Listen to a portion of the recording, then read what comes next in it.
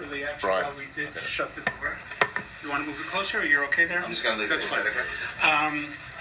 My brother and I are two Orthodox Jews. We're not Christian. We're not Messianic. We came here from Canada about 32 years ago. Actually, we were born in Israel. My father was born in Israel. Our family here is here almost 100 years, but we ended up moving to Canada. Father was a Bible teacher. And I ended up becoming a Bible and theology teacher in Canada and moved back here about 32 years ago. I teach in some of the schools here, but we decided to have a shop that would sanctify God's name. And what I mean by that is, as Orthodox Jews, we believe no one comes to this land unless you're invited by God. If you thought you made your own decision to just come here, you can kiss that thought goodbye. But if you're here, you did do something that's critical. You decided to listen. All of God's prophecies, all of God's promises, all of His invitations are meaningless if you don't step in to seize the opportunity. Children of Israel were at the edge of the Red Sea. The desert was closing in from the side. The Egyptians are coming from behind. The sea was raging. Moses gets up on a rock and says, "Stand still and see the salvation of the Lord." And everybody's so moved by that verse, they write books, they write sermons, and they forget to read the next verse. And the next verse is actually 10 times more powerful. Next verse, God says to Moses, "What are you yelling at me? Just tell him to go." And when they went in, the sea began to split. Your coming to Israel is going to be an opportunity to seize things, to see things, to hear things, to feel things you didn't even know you were looking for. So when we opened up the shop, that was the idea. I used to be a family therapist for many years. In family therapy, it's always important not to let people just mull of a thought. Let it be talked about, because that makes it real, right? God spoke and the world was created. That's with us as well. But when we opened up the shop 32 years ago, we had no expectation we'd be speaking to Christians. Because 32 years ago, Christians and Jews weren't talking to each other. They were talking at each other. They were talking about each other. They didn't yet know how to talk to each other. Something happened about 30 years ago that changed the world. Prophecy began to be fulfilled. Actually, it was not one of the we thought at the time, not one of the major prophecies, but a prophecy began to be fulfilled, and the church began to change, and our relationship began to change. And what happened 30 years ago is the Iron Curtain fell. The Berlin Wall came tumbling down. For those of you that are too young to know what that's about, Communist Russia had set up an impenetrable wall. No one could go in, no one could go out, and within weeks all that fell apart. And in fulfillment of the prophecy in Isaiah and Jeremiah, I'm going to bring them back from the land of the north. Hundreds of thousands of Jews came into the land in fulfillment of that prophecy. And that's when the church began to ask questions. What are the Hebraic roots of your faith? Is the church Israel? Has the church replaced Israel? Is Israel a physical place or simply a spiritual metaphor in God's plan? And to our great surprise, from that moment on, we started getting one group after another coming to shop. In the last 26 years for sure, we've been getting 3 to 4 to 5 groups a day, not a week, not a month, a day, of K. Arthur, Calvary Chapel, Assemblies of God. It's an ever growing number, and that's obviously beyond our understanding. Obviously, God wants you and I to begin to understand each other, because you and I can be standing shoulder to shoulder facing a much more confused and frightened world. And in order to do that, we're going to have to learn how to understand each other, which is tough for Westerners, by the way. Westerners believe dialogue is if I talk long enough, the other guy will agree with me. Maybe it's about learning to understand. So I spent a lot of time in your Bible, previously as well, because I love theology. But this wasn't about the Great Commission questions. This was more about how do you, in therapy, you learn. It's not so much what you say, it's how's the other person going to hear what you say. We hear each other differently. So I needed to understand how you hear certain things. So a whole bunch of verses were important, but I want to focus on 2 and then move to the next piece, actually. The first verse that was very helpful was in Romans. It talks about you being grafted in. But for 2,000 years, what that has meant to most Christians was the blossoming branch of Christianity was being grafted onto the withering root of Judaism, was completing it, fulfilling it, replacing it. It's taken 2,000 years. People are finally beginning to realize you can't have a blossoming branch if the root is withering. And if you want to understand what it is that's sustaining the branch, you've got to come to grips with what it is that's sustaining the root. Second verse, my favorite verse when it comes to our discussion, is 2 Corinthians 3, verse 4, verse 13, talks about a veil of Moses over my eyes. That's why I don't see what you see. Why do I love that verse? Because first of all, there's another verse in our shared Bible, in Isaiah 25, that says that all the nations of the earth have a veil over their eyes and a cloak over their faces that will only be lifted on the very last day on that mountain down this road. Meaning, we're all going to be surprised. And the truth is, if you're walking with God and you're not expecting to be surprised, you're not actually walking with God. You're walking in doctrine. Not a bad place to be. It's a place to grow, get strength, get understanding. Orthodox Jews, we love doctrine. But if you're going to step out to walk with God, expect to be surprised. Because if you don't expect to be surprised, you're running the danger of worshiping a God of your own image. That's how dangerous that can be. The second reason I love that verse is that allows a Christian to come in my shop and discuss Isaiah 53, and Daniel 9, and Psalm 2, and Psalm 110, Isaiah 6, blood and all the things we don't agree on. Finally turn to God and say, God, it's this veil thing again. I can't get through to this stiff-necked Jew. I'm going to leave this one up to you. That's an amazing moment. My whole life is based on leaving everything up to God. And if you and I can both do that, we're going to find the barriers between us melting away like snow in the sun. We spend so much time talking for God, speaking, standing for God, acting for God. We forgot to let God be God. And when you let God be God, incredible things begin to happen. I want to skip on some of the verses and go to something else, actually. If you're here, how many people are in Israel for the first time? Okay, great. I recognize some faces, but almost everybody. So let me tell you one of the things you're going to have to learn when you hear. You're going to have to learn how to hear with your eyes. Open up your eyes. You're going to hear God speaking to you on almost everything that you see. If God's putting something in front of you, it's not by coincidence. He's trying to tell you something. That's why he created the land. God doesn't need a physical land to call his own, or a city to call a city, or a house to call his house. Except he wants you to know that you're being invited into his land, his house, his home. And that changes everything. Because suddenly everything in your parents' house, if you walked into your parents' house, will speak to you. The carpet you played on, the table you sat on, right? That's what this land is all about. So use your Bible as a source, but use your eyes. Zechariah, well, before that, why did God change the world when a bunch of people get on an airplane and come to Israel on a plane or a boat? I mean, that wasn't so. Most of them didn't want to come here. They just thought it was their ticket to the West. Why is and if I was going to choose a verse, I would have chosen at least two other verses. Ezekiel 37, the dry bones coming out of the ovens of Auschwitz and creating everything you see here. One of the books I wrote a little piece on the Holocaust, not why it happened, not just what were people thinking. So I did a lot of research. I found a very disturbing letter by a young British soldier who was one of the forces that liberated the Buchenwald concentration camp. And he's writing a letter back to his mother complaining. And he's not complaining about the atrocities. He's not complaining about the crimes. He's complaining about the inmates. He says they looked so disheveled. They were so dirty. They were flailing their hands. They were touching us, he says to his mother. And then he writes, they look like skeletons with their flesh falling off their bones. Those same skeletons were filled with flesh, filled with sinew, filled with spirit, came here and created everything you see here. That should have shaken up the world, but it didn't. But okay, Psalm 122, Jerusalem that is built as a city that in your Bible says that is compacted together. In Hebrew, it's actually more dramatic. Jerusalem that is built as a city that is reunited together. Shechubra layakdav. Right. And this city, which was torn asunder for at least 19 years, and before that never really allowed for many, almost thousands of years for a Jewish presence to thrive, suddenly all that changed in one day in June of 67. And the opposite of everything we imagined. We expected the next Holocaust. In Tel Aviv and Haifa, they were digging out mass graves because they expected the next Holocaust.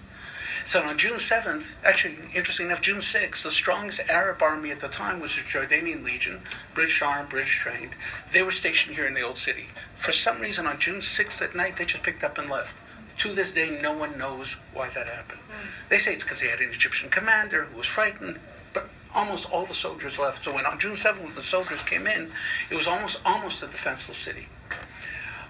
On June 7th, I was writing a chemistry exam in my junior high school in Montreal, Canada, listening on a transistor radio. For those of you who don't know what that is, that's an iPod, but bigger. And I was listening because I'll remember, I'm from here. All my family was here. We were very concerned. I was listening to a radio broadcast, a correspondent running with the forces. You can pick this up, by the way, on the internet, with the translation even, and the radio correspondent saying, where am I, where are we, how do I find it, where's the Western Wall, how do I find the Western Wall, I'm not a religious man, I don't know if I believe in God, but here I'm going down the steps of the Western Wall, here I'm touching the stones of the Western Wall, and he begins to sob, uncontrollably. And he begins to cry so loudly, he actually takes his microphone, moves it to the side, and he picks up another group of people at the wall. Those of you that are sitting here, if you look up by the ceiling, there's a man, black and white poster of a man blowing a shofar at the wall. That's Rabbi Goren, the chief rabbi of the army, gathering the soldiers together in prayer. As he's praying, the crying is getting even louder.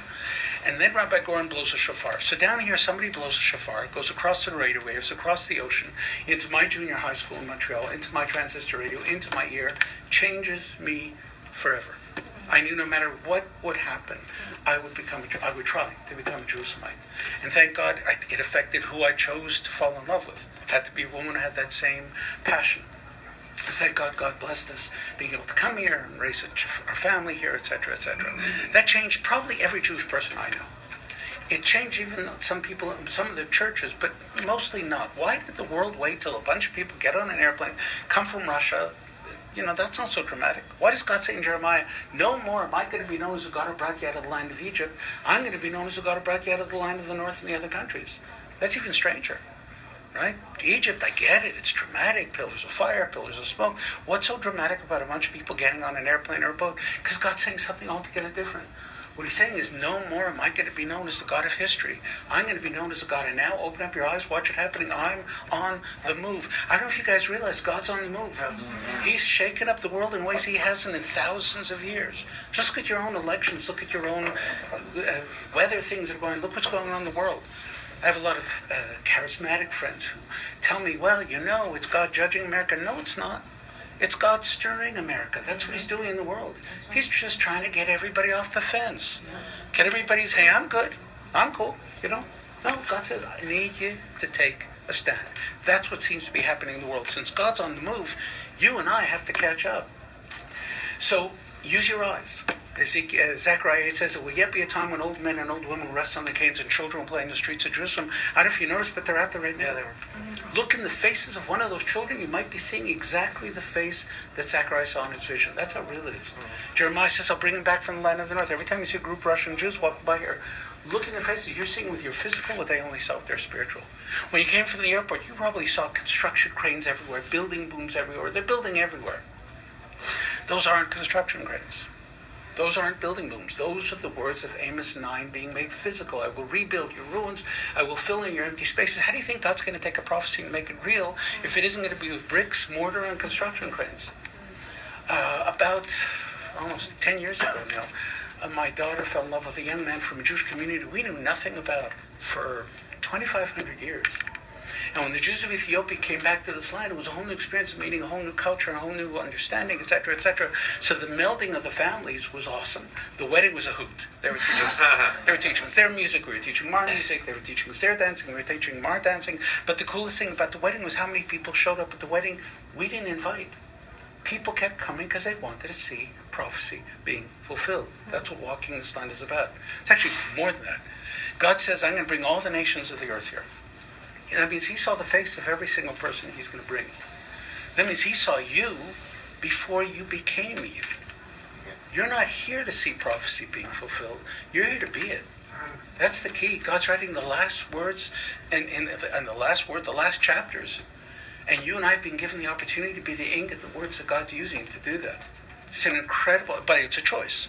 You can choose to be exactly the opposite, God forbid, or you can choose to be that language. One last one. I was at a conference recently. Today's Tu B'Shvat. Tu B'Shvat is a holiday that represents the new year of the trees for a whole bunch of reasons, mainly because all the moisture has come into the tree, according to our understanding, and now it's the beginning of and the first buds you see out there are the almond tree, right? Which, by the way, is used throughout Scripture. Is used through Scripture as a sign of how prophecy will come quickly, Jeremiah, because the almond tree is the first tree to bud. And so, one of the weird verses in Ezekiel, God says to the mountains, mountains of Israel, shoot forth your branches, give forth your fruit, because my children are coming home. That's a weird thing to tell a fruit tree. That's what God created the fruit tree to do in the first place. Except he also said in Leviticus, when I kick you out of here, the sun's going to feel it and show it's going to become a desolate wasteland. So desolate, he said, that any other nation will try to live in it will become desolate. So desolate, he says in Deuteronomy 29, I'm going to send men of foreign tongues to come and testify as to how desolate. Like, seriously? You adding salt to the wound? No, he knew the new political, theological speak which is spreading through the world. This land was a Garden of Eden. It's filled with many peoples and vineyards and orchards. Or one people, then you guys came and took the good land. God says, don't worry. I'll send witnesses. And throughout the 15, 16, 17, 1800s, pilgrim after pilgrim, Christian, Jewish, Muslim pilgrim, describe an empty, barren land. So Council of France in 70. By the way, that's why God created Google, so you can check it out. In 1740, God writes a letter. The Council of France, God writes a letter. That was at Mount Sinai. But this time, the Council of France sends a letter back to France saying, "Why do you send me here? There's nobody here." And he counts how many people there are in Bethlehem, Jericho, Hebron, and Jerusalem. Mark Twain, in a book called Innocents Abroad, has a whole section about his visit to the Holy Land. He says, everywhere I go, there's nobody, nothing living, not plant, not person. In the 1800s, Jews start coming back from Poland, Hungary, Czechoslovakia, Iran, Morocco, Algeria, Israel, those who never left. They weren't farmers. They weren't allowed to own land in any of those places. But suddenly the land begins to blossom. The desert begins to bloom. Suddenly Arabs start coming here from Kuwait, Jordan, Saudi Arabia. The land gets filled, not because they're good farmers, because God's telling the mountains, shoot forth your branches, give forth your fruit, because my children are coming home, which means every tree you see out there is being spoken to by God to grow. Every blade of grass, every flower. I was at a conference recently, and the Minister of Agriculture was describing something he had just found out from the farmers. The average yield of a date tree in the world is about 78 units. I don't remember if it was pounds or tons. The average yield of a date tree in Israel is 195 units. It makes no sense except that God's telling that date tree to grow. Which means, by the way, if you had fruit this morning at your hotel and marveled at how good the fruit tastes, it's because you're not eating fruit. You're eating prophecy fulfilled. You get that, you get this whole country. And you and I speaking with each other after 2,000 years is prophecy being fulfilled as well. Our problem is we still don't understand each other. And most of what I did in family therapy was, when your husband is saying this, what are you hearing him say? When your wife is saying this, when your children are speaking, we all mean what we mean, but we don't always mean the same thing, so we don't know that. We keep missing each other. You and I have not been speaking the same spiritual language since the Tower of Babel, which means God intended it for his purposes to get his name spread throughout the world. In the end, Zephaniah 3 says we're all going to be speaking one pure language. Just stories about Zephaniah 3. I don't have the Great Commission, by the way. I don't believe you need to agree with me theologically, biblically.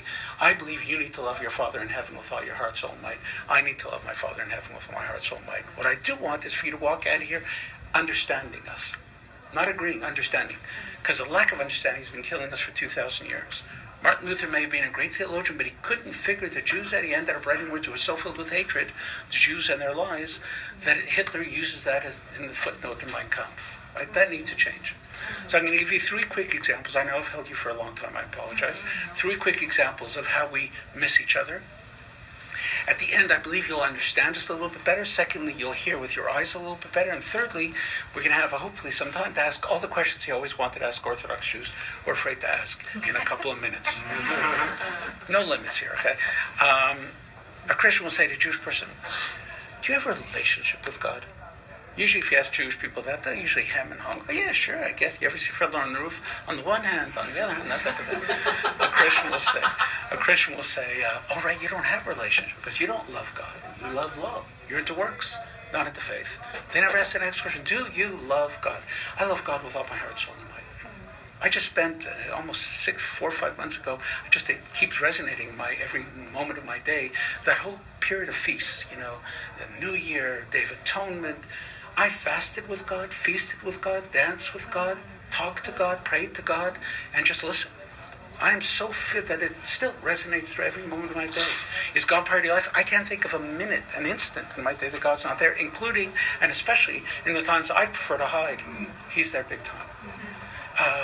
The problem is we don't use the word relationship in the same way you do, because relationship implies equality. We're not equal to the beloved, so we don't declare it because it sounds prideful, using it correctly, but because we use it differently, we miss each other. Another example, a Christian will say, how do you know you're going to heaven? A Jewish person says, that's cool, love to go to heaven, great idea. A Christian will say, stick with us, we have assurances in the New Testament, go for the sure thing, why are you going for the maybe? They never ask the next question, do you believe in heaven? Orthodox Jews believe in heaven. Do you believe in salvation, redemption? We do. Do you believe in eternity? We do. Is the focus of your life heaven, salvation, and eternity? The answer is no. Not even on the radar screen. The focus of my life isn't about heaven, salvation, eternity. The focus of my life is, God, am I cleaved unto you? Am I not? Am I loving you? Am I not? Am I walking with you? Am I not? Am I making you smile? Am I not? Heaven, salvation, and eternity result, not a goal. I mean, I don't serve God to get into heaven. I serve Him because I love Him with all my heart, soul, and might. Heaven is what happens. Do we disagree? We don't, but we thought we did, because we're both focused on two sides of an equation. One final one. A Christian, for now, a Christian will say, come to us and you'll come out from under the law. You'll be freed from the burden of the law. You tell that to Orthodox Jews, they don't know what you're talking about. How could fulfilling the will of your beloved be a burden? That's called an opportunity. Greatest opportunity I have with my wife and my children is to be able to give them what they desire. Greatest opportunity I have with my God is to give Him what He desires. And if you say to me, which I believe is based on a misreading of Paul, yeah, but you can't do it all, you can't do it perfectly, your deeds are as filthy rags, that argument goes right over our heads because we don't believe God's expecting perfection. He knows what He's creating. What He's expecting is your heart yearning to do my will. And just like with the beloved, I remember my wife was pregnant with our first child years ago. She woke me up in the middle of the night. She said, Moshe, I'm sorry to do this to you. You got to find me an orange. I need an orange. So I went traveling in the middle of the night in the snow and the sleet. It was actually July, but I like that imagery. Anyway, looking for a place that sold oranges. I did the typical guy thing, right? I came back with 20 oranges, like here and there. So she had one orange and threw out all the rest. But the point was, I wanted to show how much I loved her by doing more than what she asked me to do. The whole rabbinic system in Judaism is, how do I do more than what God asked me to do? God says, bring me a palm branch and a myrtle branches and a citron fruit, Leviticus 23, for the Feast of Tabernacles. If you were here, you'd think the Jews have gone crazy. They're checking out this palm branch with a ruler. Another guy has a magnifying glass to see if there are blemishes on the fruit. And I've had pastor after pastor coming in saying, what is with you guys with all your man-made rules and regulations and legalisms? I said, Pastor, you just missed that. That ain't a legalism. That's the ribbon on the gift. That's the wrapping paper. God could be up there in the heavens saying, guys, it's okay. I just want a palm branch. It doesn't matter. It's my gift. I want it to be the freshest, the greenest, the straightest. Leviticus says not to shave around the head and leave the tuft of hair on top because it was pagan custom. Some Orthodox Jews never bring the scissors to the side of their face. They grow their earlocks down. God never asked for that. But they've been doing that for almost 3,000 years. They want to do more. You take that away, nothing will happen. But it's a gift of love, not a gift of law. We get all types of groups that love Israel. We get a lot of groups that don't love Israel because they don't think we are Israel. The church is Israel, so we're not Israel. So what are we doing here? So they're actually here to support the Palestinians. God has a great way of bringing them into the shops. We have fascinating dialogue, wonderful people. Just we miss each other at important crossroads. And yet, even with all the differences, pre-trib, post-trib, yes rapture, no rapture, all those differences, in the end, there are certain threads that run through them all. I want to share with you, finally, one thread. And that thread is that most people who come to Israel have no idea why they're here. They know why they came on the trip, but they really don't get to know why they're here until they're in the middle of the trip or even when they leave. Some people come to bless Israel, some people come to change Israel, some people come to condemn Israel, some people come to see the Bible come to life, some people come to evangelize Israel. Trust me, those are all the tricks God used to get you here in the first place. You're not here to bless Israel as much as you're here to be blessed, and you're not here to change Israel as much as you're here to be changed and impacted. You are not going to be the same that you were before you got here. And those of you that have been here before already know that. And the reason is, the only reason you are here is your Father in heaven invited you here because He wants to spend some time with you in His house. Period. Exclamation point. There ain't no more. And if you say to people, God's everywhere, He can enter my life anywhere in the world, you're 100% right. Of course He can. But you're walking in His appointed land. You're sitting in His appointed city. You're 50 meters away from the place He calls the footstool of His throne. Nothing's going to be the same again. Your theology's not going to change, but your paradigm of thinking of God will expand in ways you never imagined. Your fear of evil will lessen in ways you never imagined. Your fear of loneliness will end in ways you never imagined. The only negative thing is you're not going to be able to explain this trip to anybody back home. And they'll get caught up with that because you're not meant to. You're even going to have a hard time talking about it amongst yourselves. You think God's going to meet every single one of you at exactly the same place, then God's not God and you're not you. So don't get caught up, how come I'm feeling something and they're not? Or how come they're feeling something and I'm not? Everything will happen in the perfectly tailored moment. Because as Orthodox Jews, we believe you have not been invited here to become a better witness. We believe you've been invited here to become a better servant. That's what God seems to be raising in our times. A whole bunch of witnesses out there. Big planes or big microphones. That's not what people are going to turn to in the upheaval that's already upon us. They're going to turn to people with servants' hearts and servants' eyes. Anyway, that's my introduction. The purpose is to help you feel free to ask questions that you may have. If we have the time. Are we okay? We have the time. Okay, good. I didn't know where to go. I didn't know where to look. I'm the pastor. There you go. Good. Moshe, thank you. Pleasure. Thank you. I don't sound American because I'm Australian. Strine. There you go. G'day, mate. Dinky Diazi.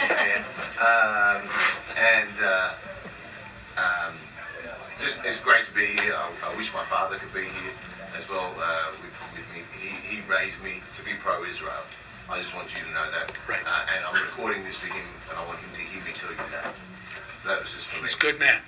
He is a good man. No, I'm telling him that you're a good man. Dads need to be reminded. Yes. And but we are supporters. I just want to Canadian, Welcome. and I'll see you in 2 weeks. God I bless. come here every year from South Carolina. I know that. Take care. We are pro-Israel. Everybody in this team is. So I just want to just so you know that we are. And last night in our team meeting, I said I believe we're called to go back and be evangelists, not just for Jesus, but for Israel. And so that's what we're taking that back. I want you to know that. Right. We're taking that back. Right. But there's two things that I would like you to address for us. Not to have a Don't conversation. worry about it. It's a Jewish house study. We love having a... No, but just more because I know that a lot of people have asked this question, but also a lot of us we have a big Jewish community in Minneapolis. Right. So we have a lot of Jewish friends, a lot of Jewish people, and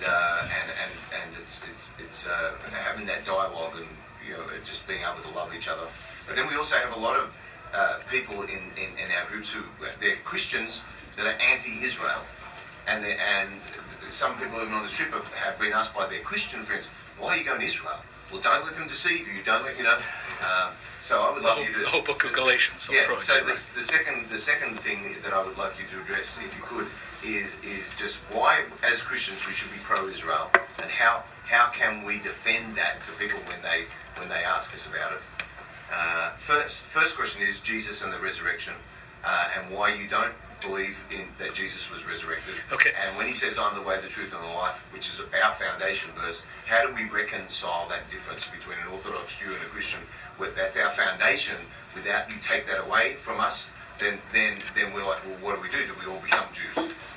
So that's... First of all, did I phrase that the way everybody's... Perfect. Okay. Yeah, perfect. First of all, I would never want you to become anything more than you are. I don't take anything away from anybody else. I simply describe me. Jews don't believe that you have to agree with me. Jews believe that you love the Father in heaven with all your heart, soul, and mind. So do we.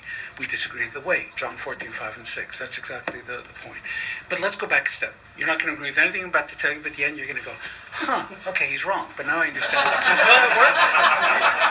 That works for me. No, that worked for me. Our difference of opinion begins with the verse in Hebrews. Hebrews says, without the shedding of blood, there's no remission of sins. Hebrews bases that on Leviticus 17. Leviticus 17 says, don't eat the blood because the soul's in blood, the atonement's in blood. So Hebrews makes a very rational, logical, Talmudic statement. Talmud makes the same statement. If the atonement's in blood, then without the blood, there's no atonement. But they do it in different contexts. And therefore you need a perfect sacrifice. Nothing more perfect than God. God comes in flesh. He is the perfect sacrifice. That's the Christian concept of salvation. Much deeper than that, but I'm just using that as a strata. Jews, right or wrong, or as you veiled, whatever you believe, Jews don't believe you need to have the shedding of blood for the remission of sins. The whole sacrificial system in the temple, only 12% had to do with sin. The rest of it was one big cookout with God, shared meal, all of it to you, some of it, right? And the 12% that had to do with sin only had to do with sin you made by mistake. Shgaga in Hebrew. What did you do if you sinned on purpose?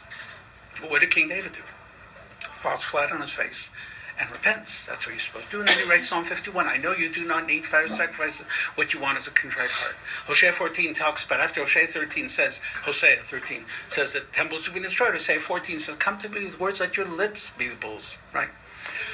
So right or wrong, we never look to the Messiah to deal with sin and atonement. In fact, our concept of sin is slightly different. Sin is either a noun or a verb. Right? In Christianity, it's much more of a noun. In Judaism, it's not a wonderful verb. In Christianity, it's something that sits on me I need to remove so I could approach the Father. In Judaism, it's something I'm doing that I need to stop doing so I could approach the Father. Now, we both agree it's both, but our focus changes the whole way we look at atonement. Okay? So therefore, if that's the case, we don't look to the Messiah to be God in the flesh, blood atonement sacrifice. We look for him, and this is the key, and that already puts us miles apart. We look for him to fulfill Isaiah 11. That's the key. Isaiah 11 is a chapter that describes the 7 attributes of the Messiah and says that when he comes, the knowledge of God will cover the earth like water covers the oceans. The wolf shall lie down with the lamb, etc., etc. Kingdom. Messiah means kingdom has arrived. That's why in the book of Luke, that's the first question the Jews asked Jesus. If you're the Messiah, where's the kingdom? And they weren't asking a political question about the Romans or political freedom. They were asking a theological question. I know that because Jesus gives them a wonderfully acceptable to me theological answer. The kingdom begins within you. We accept that. But we believe kingdom has to be in reign for the Messiah to have arrived, which is why Jesus was not accepted as Messiah. Not because Isaiah 53 we read differently than you, Daniel 9 we read differently than you, Psalm 20, all that stuff. Those are all after. That's the main focus. So, but now we're miles apart. Right? You believe the Messiah is God in the flesh, blood atonement sacrifice, and then kingdom. We believe is going to be a human being anointed by God. How do we get past that? Truthfully, we can't, but God does something else, which is what he's doing. The last 25 years, something has changed that has brought us together in ways that you and I would love each other. Don't get me wrong, but we'll still disagree. Yeah, but what do you do with this verse, right, or this word?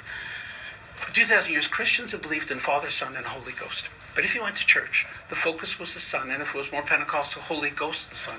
Father somehow got lost in the mist. Right? Even though you believe 1 + 1 + 1 = 1, the focus wasn't there.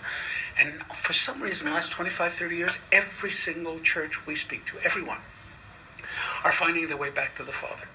He whom you call the Father is he whom we call God. For the first time in 2,000 years, we suddenly realized we both want the same thing. We didn't know that, which is to cleave unto our Father. We disagree how to get there. Back to your other question, John 14, 5 and 6. I'm the way, the truth, and life. I can tell you the Orthodox Jewish view of reading that verse, but before that, even if you didn't accept, which you wouldn't, God says, I can take care of the how-to if you take care of the wanting to. That's really the change that's occurring. Because under the Father, you and I are suddenly brothers and sisters, and we have not been brothers and sisters in thousands of years. So it's changing everything. It's changing me, to be honest. Don't be insulted. But I thought I figured Christianity out, all the different nuances. But for a long time, I didn't know that Christians love God. I thought Christians love salvation. That's all they talked about. When I started meeting Christians who love God, I go, cool, we can be bros. This works. That's the change that's occurring. It's an amazing change. It doesn't, by the way, it doesn't deny our difference. Yeah. We still can sit down over a cup of coffee and still go, yeah, but what? You're not reading this, right? That's the first thing. The second thing is Jews. When I started, before I became a family therapist, I was working with abused children. That was my first year of training, first 2 years actually. And abused children, the most painful thing about abused children is the abused child begins to believe that it's the problem. If I was less mean, maybe I won't be so hated. Jewish people are like abused children. They've been abused almost everywhere they've gone when they were uniquely themselves. So give them freedom, and they want to be more politically correct, more humanist, more liberal, more whatever ism is in. They want to be there. Now, I'm not saying there's not value in some of those things, but the point is there's no value in running away from who you are. Be uniquely yourselves and decide which things work for you. So in general, when you talk to Jews that you meet in Minneapolis, you may find they want to minimize their talk about God. They want to talk Judeo-Christian ethics. They want to talk about things like that. But talk about God gets too intense because if they really talk about if they have a concept of God, if they haven't run from that as well, they don't know how to deal with that. They don't want to put themselves in that forefront. So in that, the final question you said was why God's on the move. Clearly, something is going on that has not happened in thousands of years, and this little strip of land, I can't tell how many times I've been interviewed on foreign channels from all over the world. They need to know, what do you think is going on? Who cares? It's a little piece of land. It's like the world is so big and there's so much going on in the world. Everyone knows that God's on the move. So you have three options. One is, verse from your Bible. Matthew says the world will be broken up to goat and sheep. Why goat and sheep? Why not apples and oranges? Right? Goat and sheep is an old Pharisaic way of saying something that's the same but isn't. Goat and sheep graze on the same field, but if you're trying to move them, the sheep will go, but the goat but you, get out of my way. I'm fine, I'm good. That's what's going on in the world. The world is being divided into two groups. One, where doctrine has become more sovereign than God, whatever that doctrine is, as opposed to those, the sheep, where God is still more sovereign. And that's what's going on in terms of dealing with what's going on. It's not about Israel. It really isn't about Israel. For Jewish people, the whole Jewish story isn't about Israel. He says the only reason he took us out of Egypt, he says in Scripture, is so that the world will know that I'm God. And Ezekiel says, when I bring you back to the land, it's not so that you will know, it's so that the world will know. That's what this is all about. But if you don't want that to get in the way of the doctrine, replacement theology, we're the new Israel, etc., etc. And the father of replacement theology, interestingly enough, is Esau. And Esau, at the final battle in the book of Obadiah, is the Redeemers will come and redeem the Mount of Esau. What's the Mount of Esau called in Scripture? Do you remember in Genesis? It's called Mount Seir. Seir means goats. When the goats will be redeemed on the Mount of Esau, then my name will be one. But if you're not replacing Israel, not you. Well, those that are trying to replace Israel, they aren't replacing Israel, they're replacing God. They know, God, you didn't mean that. You meant me, or this church, or this way, or that. God says, just chill. This is all about all of you. Yeah. The second sin in the Bible was somebody thought that God has favorites. So Cain needed to get rid of Abel, Esau to get rid of Jacob, Ishmael to get rid of Isaac, the church needed to get rid of Israel, Islam is to get rid of everybody else. God says, I have no favorites. I use everybody in the way that I use. So I think that what people need to know is not love Israel. Israel's human. We make mistakes. We do horrible things. We do good things. But God's on the move. Do you want to be part of it? Do you want to sit back? Or are you going to be against it? Those are the choices. Can I have a follow-up? You're the pastor. Jesus, from that perspective, do you believe Jesus was resurrected or not from the dead? I don't know, but I have no problem believing he was. I have no problem believing he was. So if he was resurrected, where does that put him in Orthodox Judaism? So in Orthodox Judaism, resurrection is a sign that God's got a plan. Right. Elisha resurrected a baby. Elisha resurrected somebody after he was dead. Elijah resurrected a baby. God's doing something. So do I believe that Jesus was used by God to get you all here? All back to the Father? Yeah, of course I do. Yeah. So that I don't see him as proving that makes him divine. I do believe he's part of the divine plan. Thank you. Anybody else? Anybody else? How do you reconcile the idea of the veil after the crucifixion being cracked? Right, so we don't have that. We don't have that description of a veil being in our understanding, right? Right. That shows up in the New Testament. But I'll tell you, interestingly enough, we do have another description which is similar. So you wonder how these stories, these narratives develop, that after the destruction of the temple, one of the Roman legionnaires came and used a knife to slash the veil apart. And that because he wanted to say, there's this, what's behind here? And there was nothing there, remember? There was nothing behind the veil. That was hidden by Josiah a long time before, the menorah and the ark. There was nothing in that empty Holy of Holies. Right. But that's our tradition.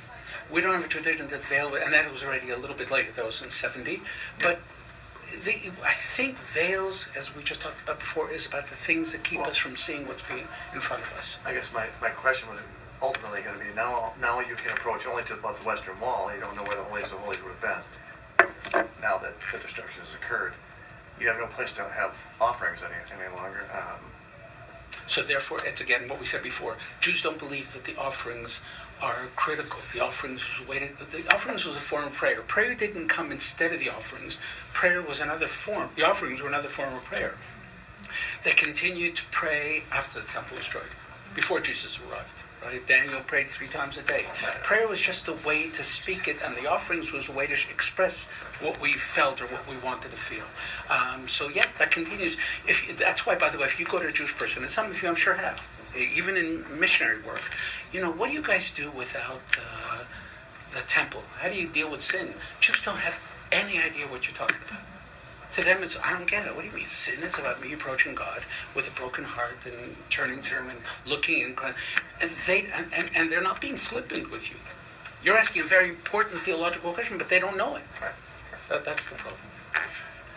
We've got 5 minutes, so if you've got some other questions. Go on here. Yeah. Do you believe that a Messiah is still to come? I believe a Messiah will come as every single almost every single prophet spoke about. Just hasn't come yet. Meaning, when he comes, he will be God's representative. Ezekiel 34, I will be the Lord your God, and I will send my servant David to be a prince among you. That hasn't happened yet. Okay. One last final question. So for those of you, there was one theological question that was asked privately I want to share with you. He wanted to know where to get bananas. So it's down the road here in the grocery store. Okay, But you have a question. This is your opportunity. You pretty much answered everything else. Yeah, okay, great. All right. By the way, let me tell you two things. We have a business card. Business card allows you to email me at any time, any of the question. Remember, it's easier for me. I don't need to or want to convince you. I want you to walk away going exactly that. Okay, right? Because that's what needs to happen. So you can always do that. I have a Facebook page because my kids make me do it, so we're on there too. We have a newsletter we put out weekly. You can join that as well.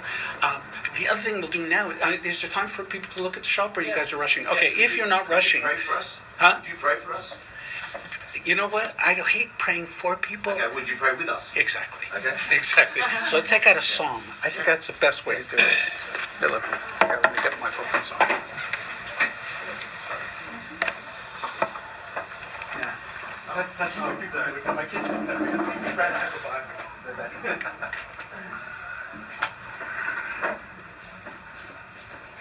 I think one of the most awesome psalms. There's several, and I spend a lot of time in psalm. One last thing. You notice the Jews open a prayer book to pray, and Christians go, seriously? Can't you just talk to God? Like, why do you need to? Because if you really think about who you're talking to, you should be dumbstruck. But because He's God and you're not. So we begin with psalms. That's what the prayer book is about. How do I begin this conversation? Because David had a conversation. And once I start there, then that leads me to be able to put my own conversation here. So I thought Psalms is a great idea. Would it be appropriate for us to stand, Moshe? No, No, it's appropriate for you to do your own prayer. So, I don't even know where to begin. You know what? Because you guys made it up here. Psalm 122. I'm going to try to translate it into your a song of ascent. Meaning, one thing, you notice that in Jerusalem there's no downhill. So wherever you want, you're always walking uphill no matter what. That's to teach you a lesson. A song of ascent by David. I rejoiced when they said to me, let us go out to the house of the Lord. What's the problem with that verse? Before we go further, we love to pray and teach at the same time. There was no house of the Lord. Right? There wasn't yet built. What's David talking about? The yearning is what makes the house happen. David was rejoicing because he already heard people saying, I want to go into your house. That's what we need to do. Yearning is going to be the key. I rejoiced, when they said to me, let us go up to the house of the Lord. Our feet stood firm within your gates, O Jerusalem. The built-up Jerusalem is like a city that is reunited together. For there the tribes ascended, tribes of God, a testimony for Israel, to give thanks to the name of the Lord. For there sat the thrones of judgment, thrones for the house of David. Pray for the peace of Jerusalem. Those who love you will be serene. May there be peace within your walls, serenity within your places. For the sake of my brethren and my comrades, and we are now all brethren because of the same Father in heaven, I shall speak of peace in your midst. For the sake of the house of the Lord our God, I will only request good for you. Do we have some time to look? Yes. So I was going to say, what I'm going to do is the only thing you need to do, we're going back to grade 3, you're going to have to stack the chairs, okay? I'm going to stand here, so anybody has questions, please feel free. Those of you that want to look around, everything is self-serve, so feel free to open or close anything. Your card. Yeah, and the card is over there.